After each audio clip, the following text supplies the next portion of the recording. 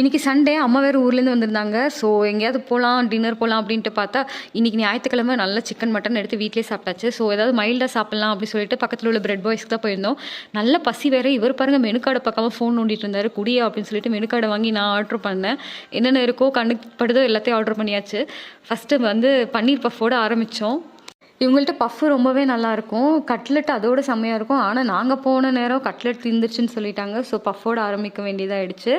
அம்மா ஒரு மசாலா பூரி ஆர்டர் பண்ணியிருந்தாங்க. அப்படியே சாப்பிடுவாங்கன்னு பார்த்தா இங்கே பாருங்கள் என்னமோ சட்டியில் அடுப்பில் வச்சு கிளறுன மாதிரி உட்காந்து கிளறிட்டு இருந்தாங்க. இவரும் அதே தான் மசாலா பூரி தான் ஆர்டர் பண்ணியிருந்தாரு. ஃபஸ்ட்டு இவர் எல்லாத்துக்கும் ஒரு வாய் ஊட்டி விட்டு தான் அவர் சாப்பிடுவார். அது என்னமோ தெரியல, எப்போ சாப்பிட்டாலுமே அப்படி தான். என்னை தவிர பிள்ளைங்களுக்கு பாருங்கள் ஃபஸ்ட்டு அதுங்களுக்கு தான், அதுக்கப்புறம் தான் எனக்கு ஊட்டி விடுவாங்க. எங்கள் அம்மாவும் அதே மாதிரி தான் சைடில் ஊட்டி விட்டுருந்தாங்க. ஆக மொத்தம் என்னையும் ஒரு பையிலும் கண்டுக்கல. சரி, நான் வந்து சமோசா மசாலா ஆர்டர் பண்ணியிருந்தேன். நான்லாம் ஊட்ட முடியாதுடா, நான் இருக்கிற பசியில் ஃபஸ்ட்டு என் வயிற்ற கவனிச்சிக்கிறேன்னு சொல்லி நான் சாப்பிட ஆரம்பிச்சிட்டேன்.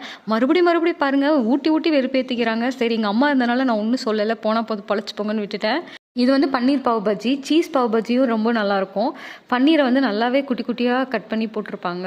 நல்லா டேஸ்ட்டாக இருக்கும். ஆனால் இது கூட ஆனியன் தான் செம்ம காம்பினேஷனு.